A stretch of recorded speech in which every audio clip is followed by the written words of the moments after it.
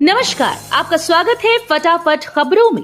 आज हम लेकर आए हैं हिमाचल प्रदेश के हर छोटे बड़े शहर की सबसे तेज और ताजा खबरें। तो चैनल को सब्सक्राइब कीजिए और वीडियो कहां से देख रहे हैं कमेंट बॉक्स में हमें जरूर बताइए।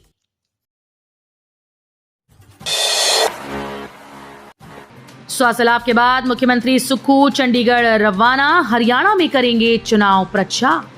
मुख्यमंत्री सुखविंदर सिंह सुक्खू स्वास्थ्य लाभ के बाद हरियाणा में विधानसभा चुनाव में प्रचार करेंगे।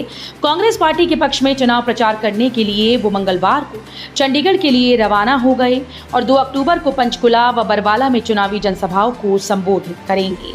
यानी मुख्यमंत्री हिमाचल प्रदेश की सीमा से लगते विधानसभा क्षेत्रों में प्रमुख रूप से चुनाव प्रचार की कमान संभालेंगे। चुनाव प्रचार के बाद मुख्यमंत्री का दोपहर 2 बजे तक हिमाचल सदन नई दिल्ली पहुंचने का कार्यक्रम है।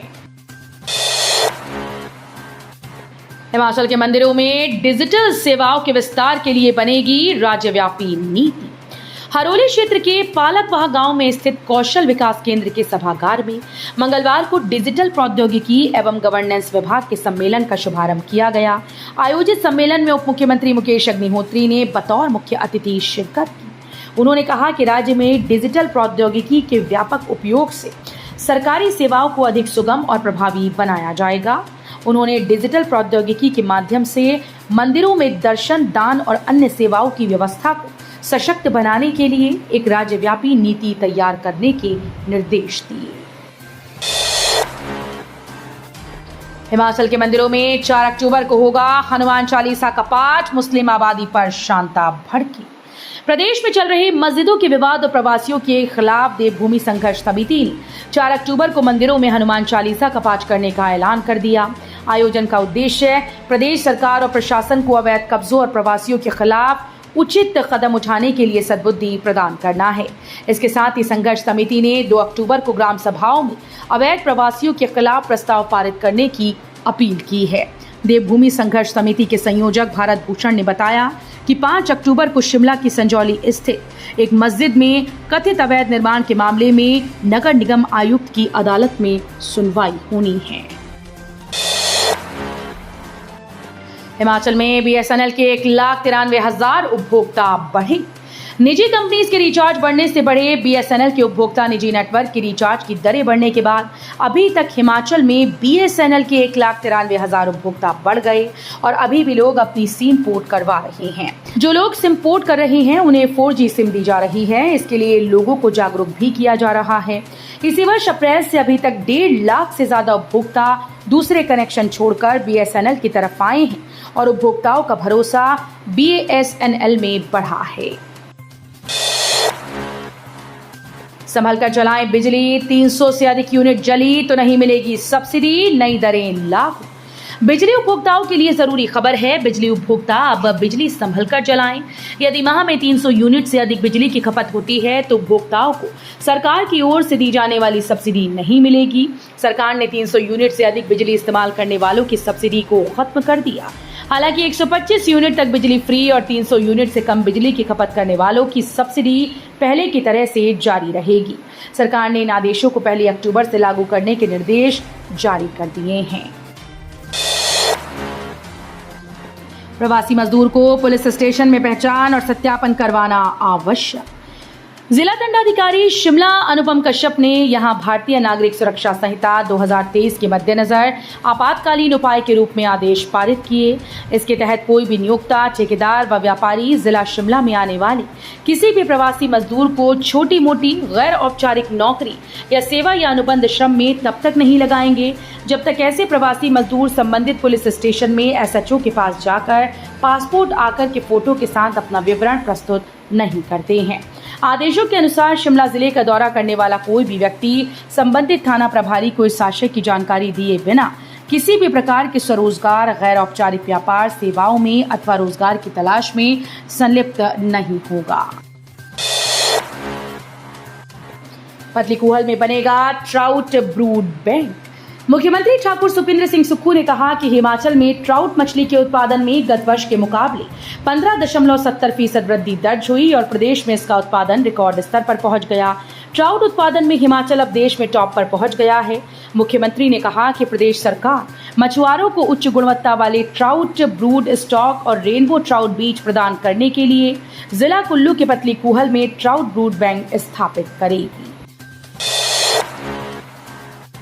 4 और 5 अक्टूबर को 3 जिलों का दौरा करेंगे केंद्रीय मंत्री जेपी नड्डा।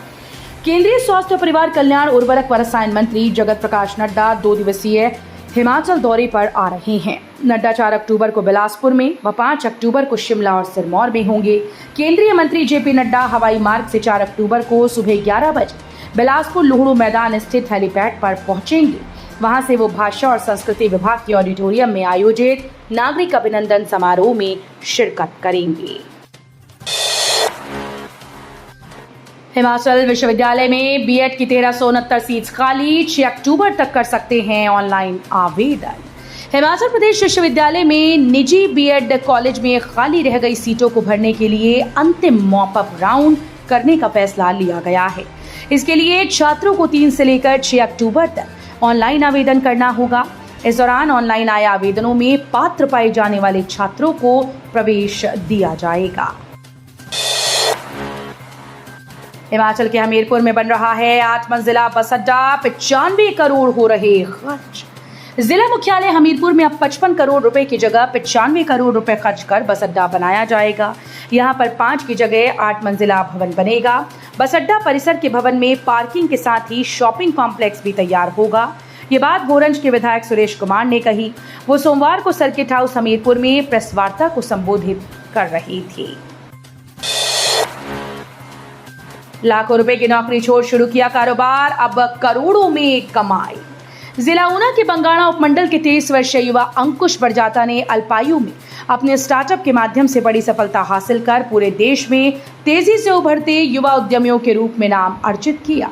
लाखों रुपए के पैकेज की नौकरी छोड़कर दीवा नाम से अपने मार्केटिंग प्लेटफॉर्म लॉन्च कर करोड़ों रुपए की सालाना टर्नओवर कर सबका ध्यान आकर्षित करने वाले अंकुश बरजाता आज किसी पहचान की मोहताज नहीं है।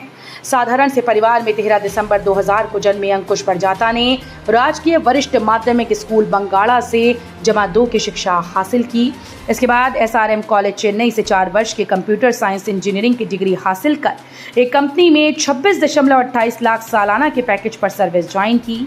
लेकिन मन में कुछ बड़ा करने की चाहत में अंकुश ने 2 माह बाद ही इस नौकरी को छोड़ दिया और स्वरोजगार को अपनाते हुए अपना मार्केटिंग प्लेटफॉर्म लॉन्च किया। नेता प्रतिपक्ष बोले, पेंशनर्स के साथ सरकार का भेदभाव शर्मनाक, समय से जारी हो पेंशन। नेता प्रतिपक्ष जयराम ठाकुर ने कहा कि प्रदेश में पेंशनर्स को महीने की 5 तारीख को मिलने वाली पेंशन अब सरकार 10 तारीख को देगी। सरकार हिमाचल प्रदेश के पेंशनर्स के साथ भेदभाव कर रही है। बनीखेत में बैंक में करोड़ों का घोटाला। बनीखेत में एक नेशनल बैंक शाखा में कार्यरत कर्मचारी के द्वारा ऋण खातों में करोड़ों रुपए के गड़बड़झाले की आशंका के चलते ग्राहकों में हड़कंप मच गया। इस गड़बड़झाले में संबंधित बैंक कर्मचारी के द्वारा करोड़ों रुपए की राशि अपने निजी व रिश्तेदारों के खाते में ट्रांसफर करने की बात सामने आई है। सैन्य सम्मान के साथ हुआ सैनिक का अंतिम संस्कार, विनय कुमार अमर रहे के नारों से गूंजा क्षेत्र। हिमाचल प्रदेश के मंडी जिले के जोगिंद्रनगर क्षेत्र के पिपली पंचायत के पोहल गांव निवासी 25 वर्षीय सैनिक विनय कुमार ने उपचार के दौरान रविवार को जालंधर के एक अस्पताल में दम तोड़ दिया था। उनकी पार्थिव देह सोमवार देर शाम घर पहुंची।